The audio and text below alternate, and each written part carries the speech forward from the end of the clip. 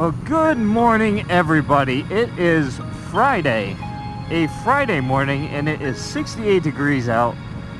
So I get to test out a new piece of gear.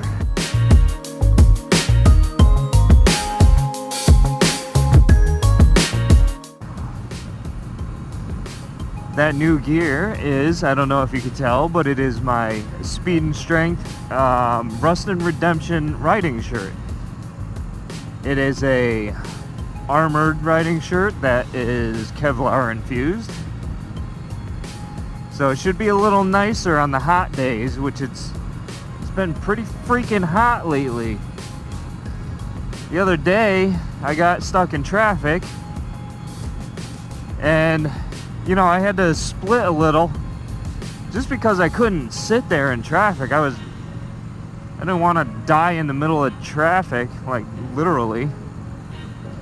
So tried to get out of there as quickly as I could without being too much of an ass. But yeah, and that was wearing my regular jacket, so I was dying. Hopefully this shirt will be a little cooler, you know, when I'm sitting at lights and whatnot than a jacket would be. Like I said, it's 68 right now, going about 45 miles an hour, and it feels like it's flowing a bunch of air. I've only had the shirt on for 5 minutes, so can't really give you a review yet, but I'm gonna let you know. So far I like it. And an important note is, just like everybody else says about Speed and Strength gear, they run big. So I'm usually a medium in pretty much everything. I ordered a small, and the small fits me perfectly. It's a little snug in the arms, but not uncomfortable. I actually like the snugness in the arms, because then the elbow armor isn't going to move around on you. But like I said, I haven't had it that long, so I'll give you a more in-depth review later. I thought I'd introduce it, show it off a little. I mean, you'd eventually see it anyhow. What the hell is going on here? You're going backwards.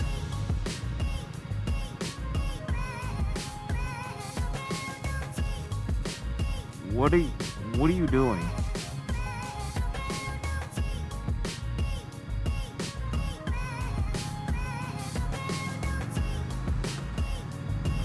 So yeah, today's Friday, and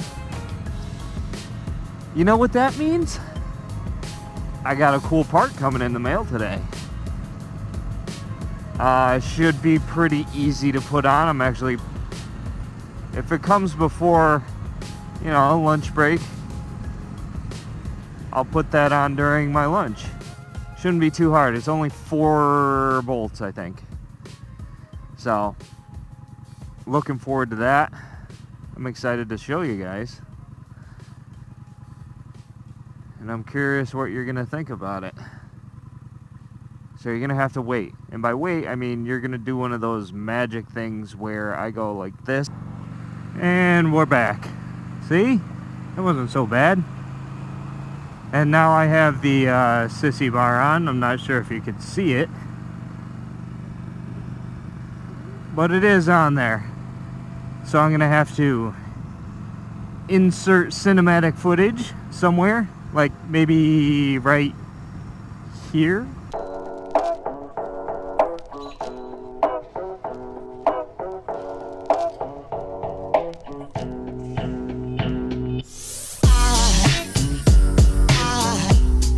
So install wasn't too bad. Just like I said, it was 4 bolts. Super easy. Came out, and then you take off the stock, what do you call them, strut braces, and those just come off nice and easy. Everything comes off without a problem. Nothing seized up. I don't see why it would be. But yeah, 4 bolts. Probably took a total of 5 minutes to install, if even that. No joke. Like, it was so easy, it's not even worth doing a how-to. Well, I already did the how-to for you. It's 4 bolts. Super easy.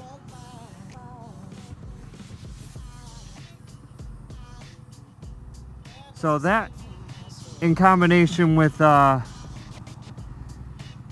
luggage rack that I have on there, which is from Victory, it's a nice combination. It goes a little bit back farther than the stock seat. So the luggage rack actually goes a little bit into the Sissy Bar, and I'll show you a little bit of that in a second.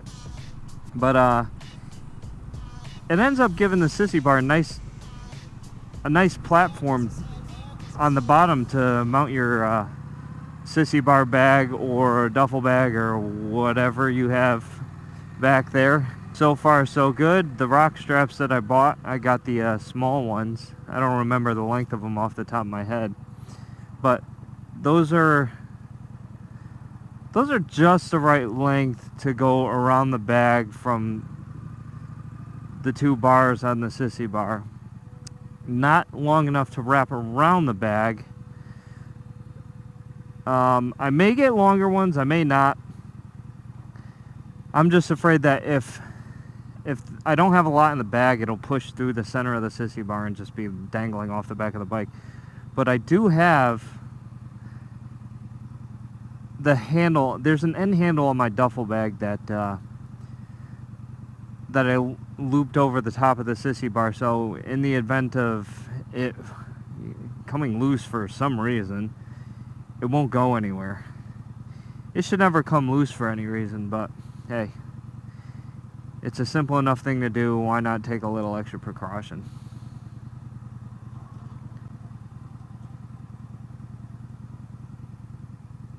So now that I like the Sissy Bar and I like how it looks, I'm gonna have to look into a nicer bag for longer trips.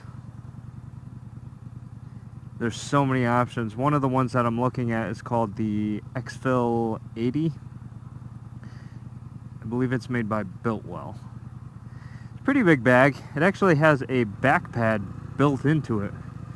So when you got this thing strapped to your Sissy Bar, it gives the rider a nice little backrest. So it's like you're driving a lounge chair.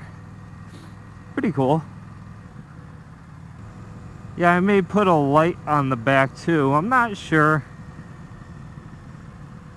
I'm gonna have to spend a little more time with it, see how I use it and how I mount things to it. I don't really carry passengers or anything, so I'm not too worried about that.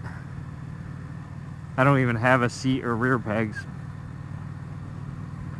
We'll worry about that at a later time.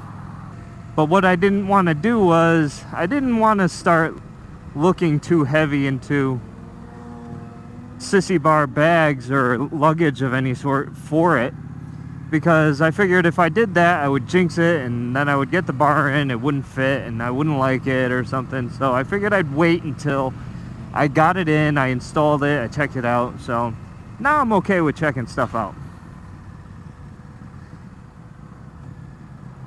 It would be my luck that I'd jinx something like that, you know? Oh, I don't think I said who made the bar. I've been trying to keep it a secret from everybody for so long because it's something relatively new. It's made by a place called Dean Speed Customs, and they're in somewhere in Arizona. I'll put a link down in the description and you could check them out and give them a shout. Their website isn't up yet.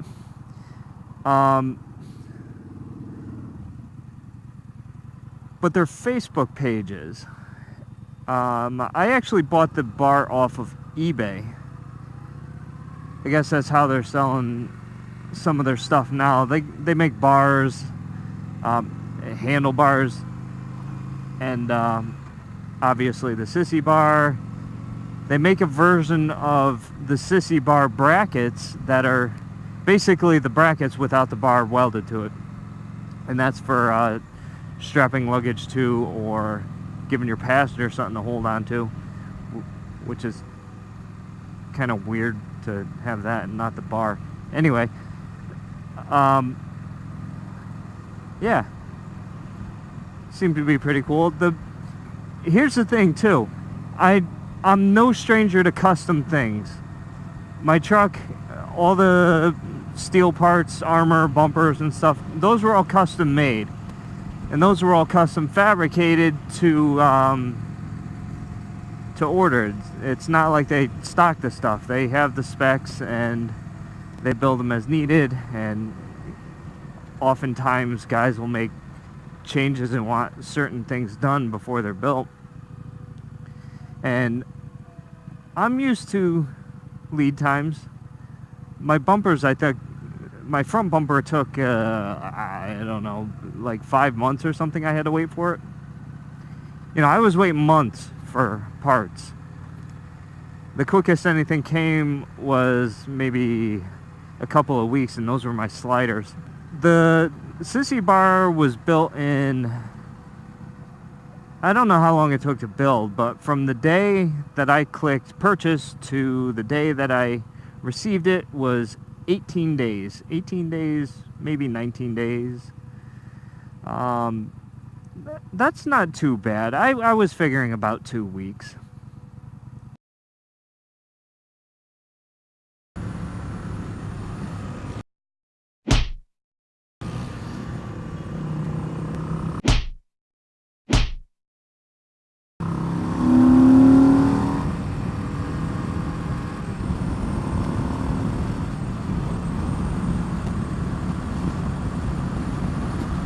Fucking idiots, man. And then people wonder why those things aren't legal in Connecticut, because you got assholes like that. Fucking stupid. Alright guys, that is it. I don't want to make it too long, but I did get 2 things that I got to use for the first time today. The new jacket, or shirt as you want to call it, and the Sissy Bar. I'm gonna have to spend more time with both of these things to give you a better review, and I will do that in the future. I hope it was worth the wait to see the new part that I got. I certainly thought it was, but hey, it is my bike, so you know. Alright guys, I gotta do a couple of errands, so I'm gonna try and navigate my way through traffic, and until next time, bye. There goes a sight, there goes a sight. Now there goes a sight from my soul. There goes a sight from my soul.